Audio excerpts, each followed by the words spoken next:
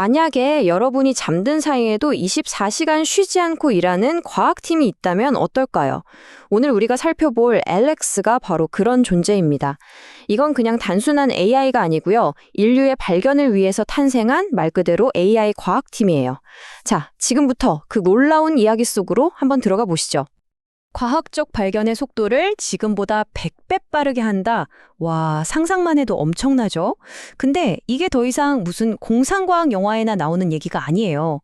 바로 오늘 우리가 들여다볼 이 기술이 이 불가능해 보이는 질문에 대한 하나의 대답이 될 수 있거든요. 아니, 근데 왜 갑자기 이런 기술이 필요해진 걸까요? 그 배경에는요, 현대 과학이 마주한 아주 거대한 숙제가 있습니다. 이른바 데이터의 홍수 문제죠. 이게 참 역설적인데 데이터가 너무 많아서 오히려 발전이 더뎌지는 그런 상황인 겁니다. 그러니까 지금 상황이 어떤 거냐면요. 유전체학이나 기후과학, 디지털 농업 분야를 가리지 않고 데이터가 그야말로 폭포수처럼 쏟아지고 있어요. 그런데 이 어마어마한 데이터를 분석해서 의미 있는 지식으로 바꾸는 건 여전히 우리 인간 연구자들의 몫이거든요. 속도가 도저히 따라가지 못하는 거죠. 비유하자면 거대한 금광을 발견했는데 그걸 캘 장비가 없어서 그냥 멍하니 바라만 보고 있는 거랑 비슷한 처지라고 할 수 있습니다. 그래서 과학자들이 이거 어떡하지? 하다가 내놓은 해결책이 정말 기가 막힙니다. 그냥 더 똑똑한 AI 하나를 만드는 게 아니었어요. 발상 자체가 완전히 달랐죠. 바로 AI 팀을 만들자는 거였습니다. 엘레스크는 각자 다른 전문 분야를 가진 AI 에이전트들이 서로 협력하면서 스스로 연구를 진행하는 말 그대로 자율적인 연구팀인 거죠. 자, 팀의 첫 번째 멤버부터 만나볼까요? 바로 도메인 과학자입니다. 이 팀의 베테랑 전문가 거의 정신적 지주라고 할 수 있죠. 예를 들어 식물병리학자처럼 데이터에 담긴 진짜 의미, 그 왜를 꿰뚫어보는 거예요. 연구가 엉뚱한 방향으로 가지 않도록 딱 잡아주는 선장 같은 역할이라고 보시면 됩니다. 다음은 팀의 두뇌 역할을 하는 데이터 분석가입니다. 전문가인 도메인 과학자가 저기에 문제가 있어 하고 방향을 가리키면 이 분석가는 오케이, 그럼 저기까지 어떤 길로 어떤 장비를 써서 가야 가장 효과적일까 하고 구체적인 작전을 짜는 거죠. 그야말로 팀의 전략가인 셈입니다. 마지막으로 이 모든 계획을 현실로 만들어내는 행동대장이 있습니다. 바로 머신러닝 엔지니어예요. 전략가가 그려놓은 설계도를 가지고 직접 코드를 짜고 모델을 만들고 문제가 생기면 해결까지 하면 해결사죠. 이 엔지니어의 손이 없으면 아무 일도 일어나지 않습니다. 자, 그럼 이 3명의 전문가들이 어떻게 손발을 척척 맞출 수 있을까요? 그 비밀이 바로 공유 메모리에 있습니다. 이건 마치 팀 전체가 함께 쓰는 아주 똑똑한 실험 노트 같은 거라고 생각하시면 돼요. 모든 성공과 실패가 여기에 차곡차곡 기록되니까 굳이 똑같은 실수를 반복할 필요가 없겠죠?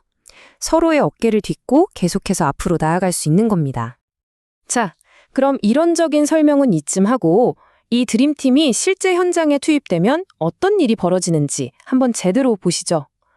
알렉스에게 주어진 임무는요, 바로 포도나무 농가를 위협하는 아주 치명적인 질병을 예측하는 거였습니다. 근데 정말 놀라운 건요, 연구자들이 알렉스에게 준 지시가 이게 전부였다는 거예요. 정말 이게 다였어요. 딱 이 한 문장이에요. 이 한 문장만 가지고 알렉스는 주어진 데이터 안에서 문제를 어떻게 정의할지부터 시작해서 해결책을 찾기까지 모든 걸 스스로 해내야 했습니다.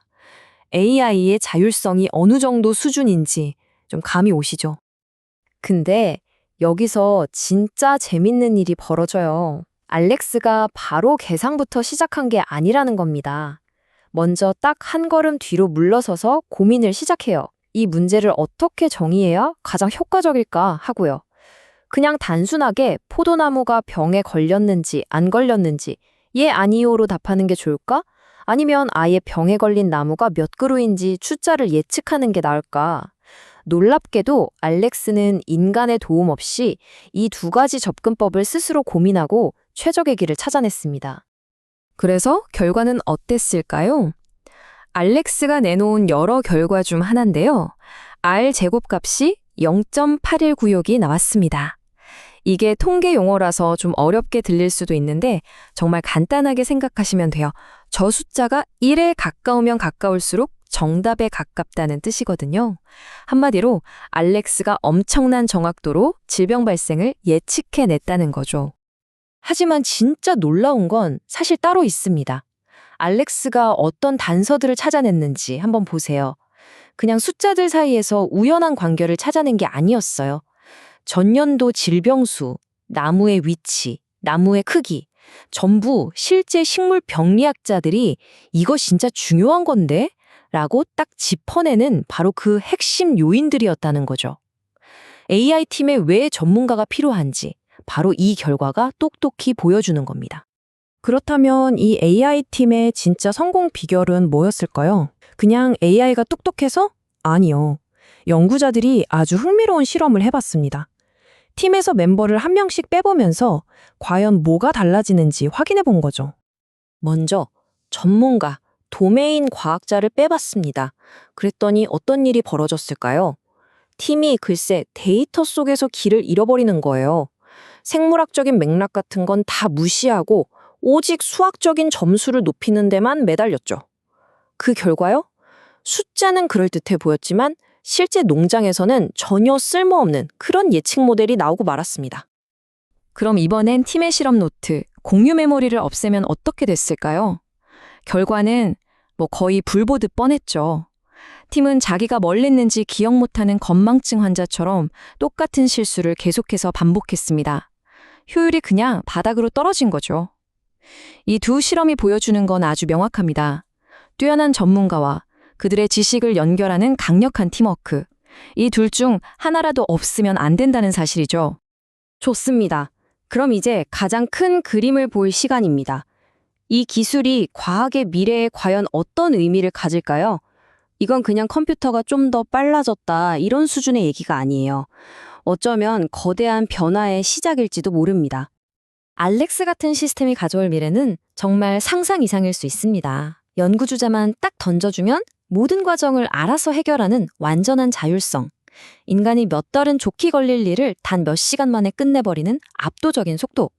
그리고 무엇보다 중요한 건 AI가 이제 단순한 계산 도구를 넘어서 우리와 함께 고민하는 과학적 파트너가 되는 그런 새로운 시대가 열린다는 겁니다. 이건 그야말로 패러다임의 전환이죠. 물론 마냥 장밋빛 미래만 있는 건 아닙니다. 아직 넘어야 할 산도 많아요. AI 모델은 여전히 오류를 일으키거나 없는 사실을 지어낼 수 있어서 인간의 감독은 필수적이고요. 지금의 알렉스는 정해진 소프트웨어랑 데이터 형식만 다룰 수 있고 직접 실험실에 들어가서 물리적인 실험을 할 수도 없죠. 물론 아직까지는 말입니다. 하지만 이런 한계들 너머에 있는 가능성은 정말 어마어마합니다. AI 과학팀이 식물과학에 이런 혁신을 가져왔다면 다음은 어디로 향해야 할까요? 기후변화의 해법을 찾게 할까요? 아니면 신약을 개발하거나 미지의 우주를 탐사하는 데 투입해야 할까요? 이 강력한 새 파트너의 손에 인류에 어떤 과제를 쥐어줄 것인지 그 선택과 책임은 이제 우리에게 달려 있습니다.